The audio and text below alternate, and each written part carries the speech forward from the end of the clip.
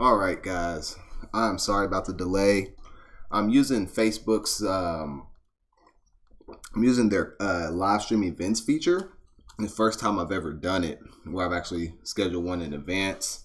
And all right, guys. I'm sorry. And let me. I'm sorry about that. Let me turn that off. Using their live stream events feature. There we go. Sorry about that. So yeah, so I've never done this before, and there were some extra steps I had to take with the preview and everything that I've never had to do before. But I'm actually glad I learned about it.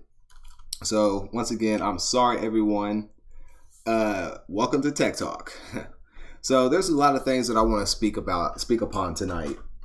I've been seeing a lot of things in the news, and I just feel I've wanted to have this conversation for a while. So I feel like it was a good time. So let me go ahead and open up the phone lines right now. Feel free to call in at any given point in this conversation. The phone number is 502-791-6409. Once again, that is 502-791-6409.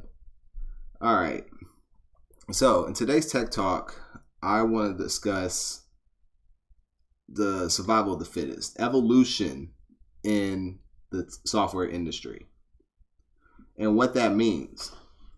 There's a lot of things that have been going on recently, and you probably heard about most of them, but I'm going to go ahead and talk about them now. So here's the first thing I want to speak on. Last week, the Supreme Court ruled that states can now tax internet companies even if they do not have a physical presence in that state. Now, this goes against the 1999 or 1992 ruling. It was called Quill versus North Dakota, which stated that that ruling at that time basically said if you do not have a physical presence in the state in which you are doing internet sales, you are not subject to that state's income tax. Now, this could be a warehouse, it could be any retail center, etc., etc. Now, this ruling, which was brought by the state of South Dakota, says that states now have the option to to tax internet companies.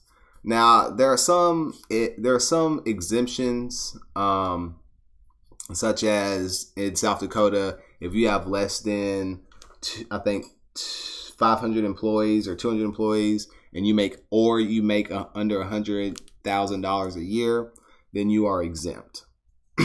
But that's not a blanket rule for all the states. They can choose to implement it if they, no matter, make $1.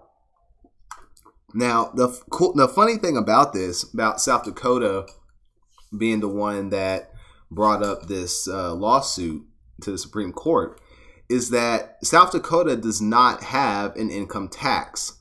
So their entire revenue model, as far as state funding is concerned, is centered around sales tax.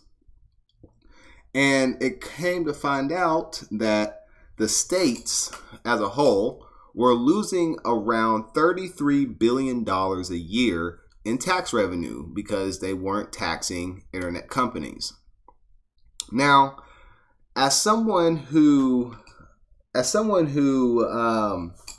makes his living off starting internet companies and working for internet companies, I'm actually not angry or upset about this ruling. And the reason why is that it forces innovation and adaptation. And this is the core thing that I want to speak about on each of these topics each of these stories that I speak on tonight, because that is the crux. It is all about adaptation. If you cannot adapt as a software company, you will not survive. And software adapts the fastest out of any other industry. And software also permeates every other industry. So as you can understand, it if you do not have if you do not adapt, you're gonna fail. Now, why do I say that it's gonna cause innovation? Well, I haven't read the whole ruling and all the exemptions, but I know that there are exemptions. So we're gonna start seeing people, inventing new ways to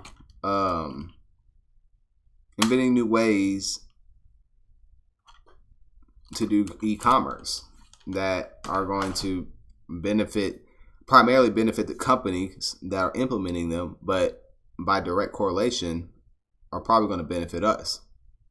For example, what if companies decide they want to start taking only cryptocurrency? How is that going to be traced and taxed, right? Like how it's all encrypted. This stuff. I think that crypto is actually going to benefit from that.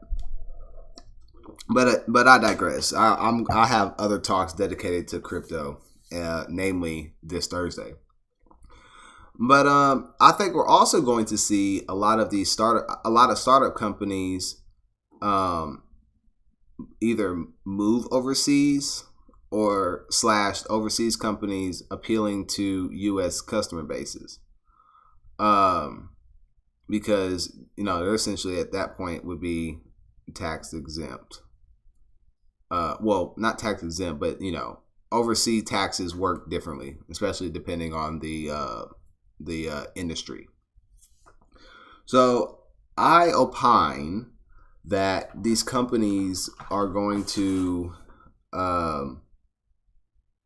be slimmer. There's going to be a lot of outsourcing. So you're going to see a lot of stuff like drop shipping companies, right? So a drop ship company is a company that, let's for example take one that sells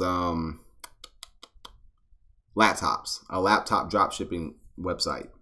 So those are websites where you go on and you can shop nothing but laptops, but when you click on the actual laptop, it takes you to Amazon or whatnot to actually complete the purchase, and then you just get a percentage for being an affiliate. So Amazon is an interesting example because Amazon has always been paying state taxes. They have so many warehouses across the United States that they, from the get-go, they just said it'd be easier just to collect sales tax. So for companies that are already doing this, like Amazon, and I don't know if Overstock does it or not, but companies like Amazon and whatnot that are already collecting sales tax, I think they're going to see a whole lot more companies doing business with them, a lot of startups doing business with them, because they're going to offset the burden of doing sales tax to Amazon. So all they have to worry about is just the income tax from getting affiliate / residual funds. So, yeah. What do you guys think? You can call in. You can leave a comment in the chat.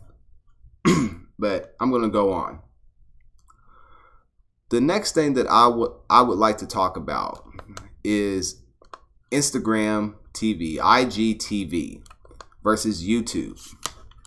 And this is also another interesting case of adaptation and survival of the fittest, etc., etc.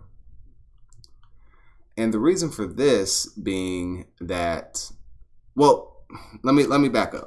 Because not everybody here may not know what IGTV is. So a few days ago, Instagram dropped IGTV, which is their new streaming service for creators. long story short, they hyped it up to be this big YouTube competitor, and then when you download it, especially as a creator, you find out that it's kind of crap. Now, I applaud Instagram because they have been taking some strides to do some really bold things in their space. You know, they've pretty much as far as business relevance, they pretty much killed Snapchat. You know, Snapchat's still around, appeals to this Generation Z and the younger millennials. But as far as business, as far as dollars being generated, Instagram already kills that. So IGTV, you know, they're trying to break out and compete with YouTube. Obviously, for those of you who don't know, Instagram is owned by Facebook. Facebook and Google are competitors, et cetera, et cetera. You see how that goes in. So,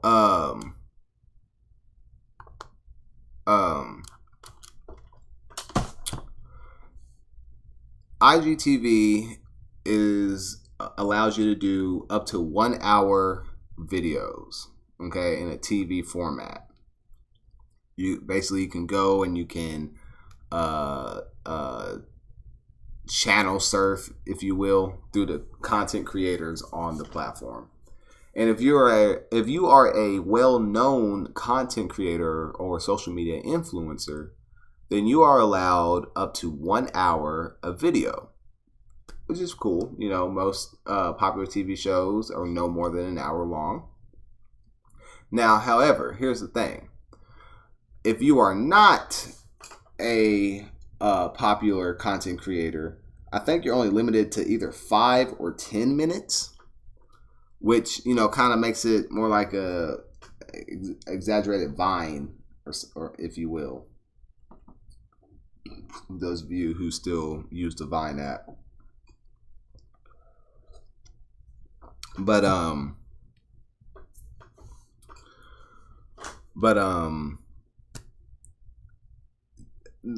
the fact that only content creators with high following are allowed to do the 1 hour video really kind of kills it before it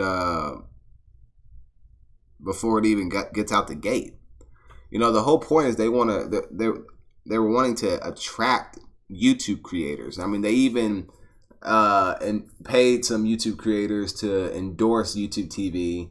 But I mean, that alone was bad. Now, if that wasn't bad enough, you can only shoot vertical, from what I've been told and from what I've seen. You cannot do horizontal filming, which, you know, for anybody who knows anything about, you know, cinematography and aspect ratios of cameras, et cetera, horizontal is way better for shooting film,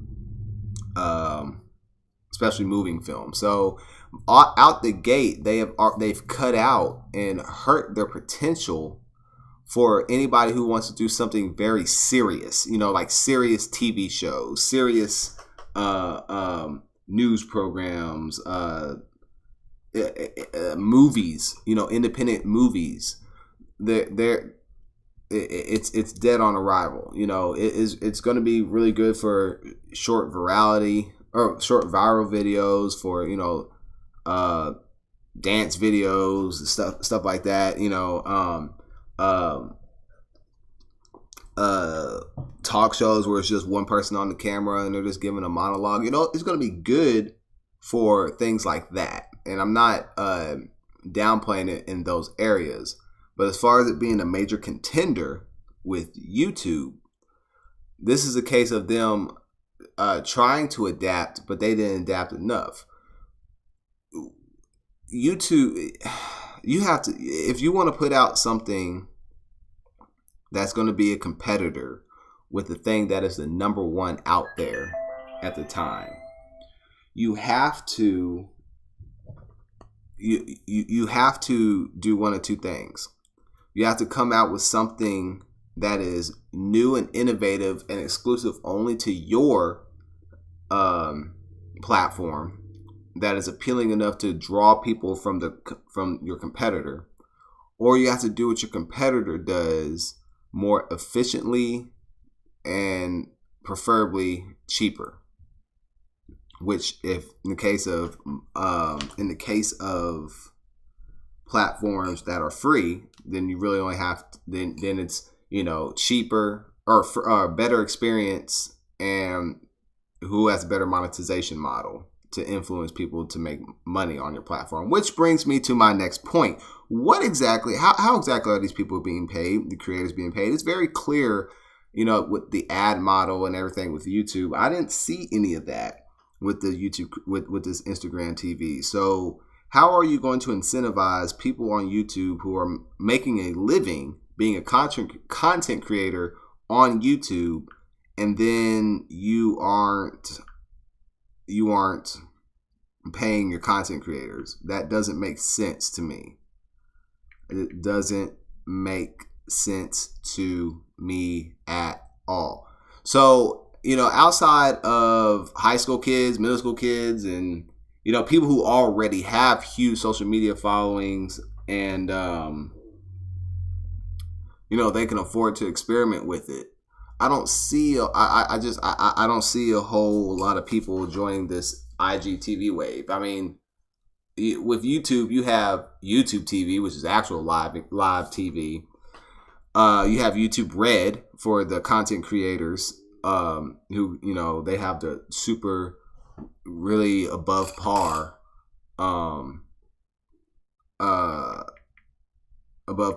productions. You know, they can draw audiences that will pay them monthly. And then you have, you know, just good old regular YouTube, the base YouTube, where everybody could be on and put up their videos and whatnot. I don't see how they think that they can compete with that. I just don't.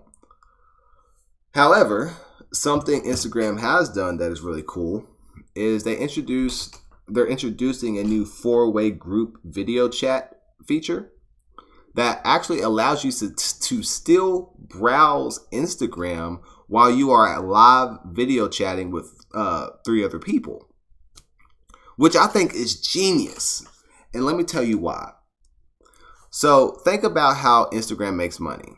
Okay, it's the ads that are popping on your screen, right? Right. So by introducing a feature that will take up your screen and is showing 4 people video chatting at the same time, that you're losing money, right? Because the screen time isn't being used on ads. It's being used to show a live stream video chat that takes up the whole screen. But the way that they implemented it was they added an extra pane. So I think maybe you see like the 3 other people, and then where the 4th screen is, where your face would be, is you're still able to browse Instagram. I haven't seen the video. I was just reading the article about it.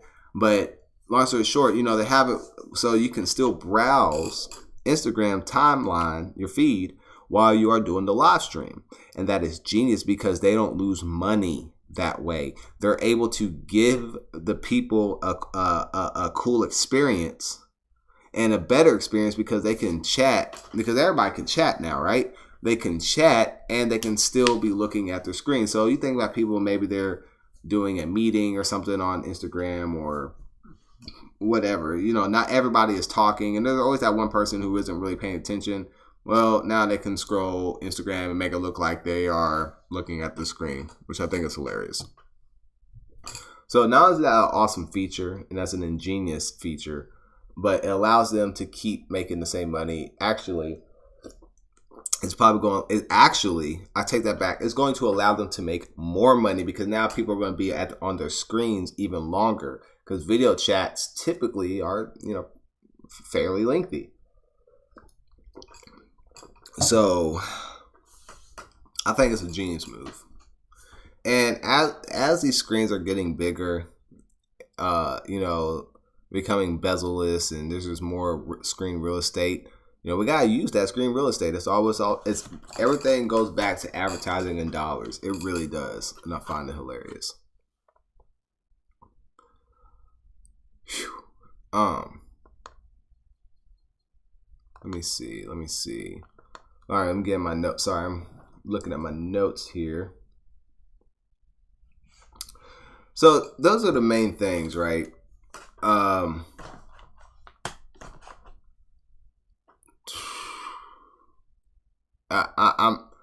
want you guys to understand something. Like I said, I'm gonna say it again. You have to adapt in order to stay relevant and in order to survive. Okay. For those of you who are old enough to remember MySpace back in its prime, okay, when everybody had to learn HTML, CSS, and JavaScript to get their themes together, that was one of my old hustles, man. Facebook, or I keep saying Facebook, MySpace is the reason, it's not the reason, but it is a huge reason that I'm able to, that I became a full stack web developer. You know, I was learning PHP around the time, and I was already doing the MySpace layouts, and I was selling them to people. So where MySpace went wrong, and see, I watched an interview with Ty Lopez. It was Ty Lopez and Tom, the guy who created MySpace. Can't remember his last name. I just know him as Tom. But you know, he was talking about how he was out on a business trip somewhere, or he was in the airport going somewhere on a business trip, and he looked around one day. You know, like it was like I'm sorry. As he was doing all his business traveling, you know, he was noticing that everybody was starting to be on MySpace, right? That's when MySpace was at its prime. And then Facebook came along, and they did not give Facebook the respect that Facebook deserved. They became complacent in the fact that they were number one, and they did not want to change. And Tom said that he was at the airport one day and he looked around. He looked up from his phone and looked around and saw that everyone was looking at their phone and everyone was on Facebook. Nobody was on MySpace anymore. Whereas a couple months ago when he was at the airport, everyone was on MySpace. You know, Facebook, was Facebook. By the time that you realize that you should have adapted, is usually too late, especially in the software industry. That is why these companies spend millions of dollars on research and development. They spend almost as much money. Actually, I take that back. They spend more money on research and development than they do on engineering.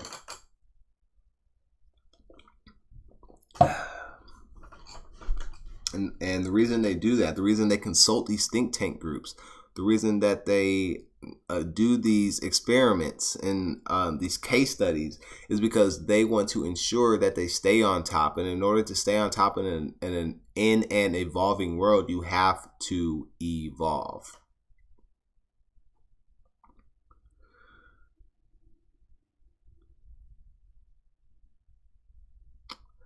I have the phone lines open.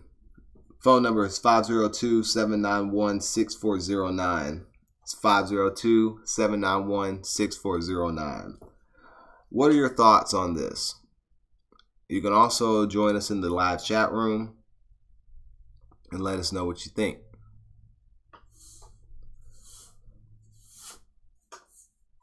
The lesson that I see from a lot of these companies that have the potential to go to the top and stay on the top, the lesson I learned from them is that never be complacent. Never assume that you are safe in your position.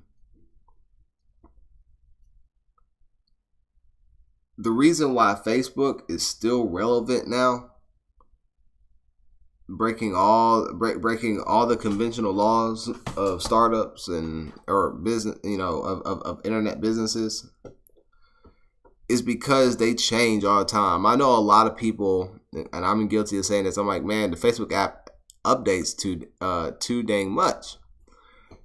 But if it didn't update as much, I probably wouldn't be using Facebook as much. I know I wouldn't. for those of you who do remember Facebook when it first came out, and it was that ugly blue bar at the top, and the CSS was horrible. I mean, it looked crap. You know, it just I'll just call it how it is. But you know, they had that idea of exclusivity when you first sign up, you know, colleges and whatnot. That was brilliant, because otherwise it was just another run-of-the-mill social media site. But they adapted, they evolved, they saw where the weakness was and evolved to suit that weakness. Didn't MySpace get acquired by a news media company? Yeah, they did, and they became basically like a hotspot for like artists and musicians. I remember a few years ago, I logged into my MySpace account before I shut it down, and I saw it was like nothing but artists and musicians, and they were trying to rebrand themselves. I mean, Tom, he got bought out, and he was talking about this in the Ty Lopez interview. He got bought out, and you know, once you get bought out, you know, you don't have a say anymore in the company. So, you know, he just took his money and went to go live his life. And that was like surfing every day and stuff like that. But, you know, they evolved. But by the time they evolved, it was too late. And another thing is, you know, it's hard to evolve in the way you want to when you sell out. So, but I'm not mad at him. I mean, he had his run. He made it to the top. Very few people could say that they made it to the top. But even fewer could say that they held that position. Which goes back to what I was saying about Facebook. Facebook is it went from simple post and you know, spot to hang out with friends to now they're doing live streaming. They're messing with artificial intelligence and facial recognition, machine learning. Today, a few hours ago, they announced that they were going to scrap their plans for their internet drone project. 4 years ago, they had started an initiative where they were going to use solar-powered drones to deliver LTE internet to remote areas and basically give the world free internet. And basically how it works is you can access limited websites, Facebook being one of the limited websites, and that's it.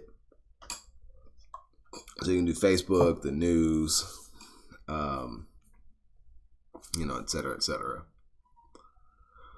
But, you know, they scrapped that project because another thing about evolving a company is knowing when to cut something off as well. You know, don't seeing something all the way to the end when it's something that's going to hurt you isn't a smart move. So for various reasons, they cut it. It was a bunch of reasons. You can go online, look it up. But, you know, Facebook stays evolving. They stay trying new things, and they're smart enough to know when things don't work. So in order to stay on the top, you have to always, and this is why isolation is a bad thing. For you people who are listening, I think they scrapped that project for the VR. That's possible. I mean, did you see that somewhere, Tyler? If so, can you if you do have a link or something, you know, put that in the chat. I'd love to see that. But I think they were consolidating resources for things like the VR.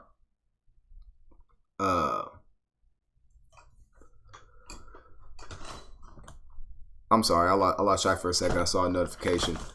So yeah, they're smart enough to see what works, and then, you know, focus their resources on that, and stuff that doesn't work, they don't. And that's what I was saying, isolation. For those of you who are seeking to be entrepreneurs, especially software entrepreneurs, and you are not living in an urban area, you're not living at least 30, no more than 30 to 45 minutes outside of a metropolis area, you need to move, because this industry is built around networking and relationships, and also about being able to be close to your competition. There's a reason why all these companies are in San Francisco. It's not just because of the talent. The talent doesn't just pop out of the ground in San Francisco. If the companies were to move to,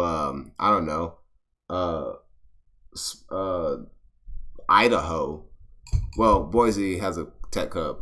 I don't know, somewhere in Montana. Yeah, they were to like just move to Montana. Everybody would move to Montana because that's where the money would be. The reason why they're all in San Francisco is because they all want to be around each other. They all want to watch each other, because competition drives innovation.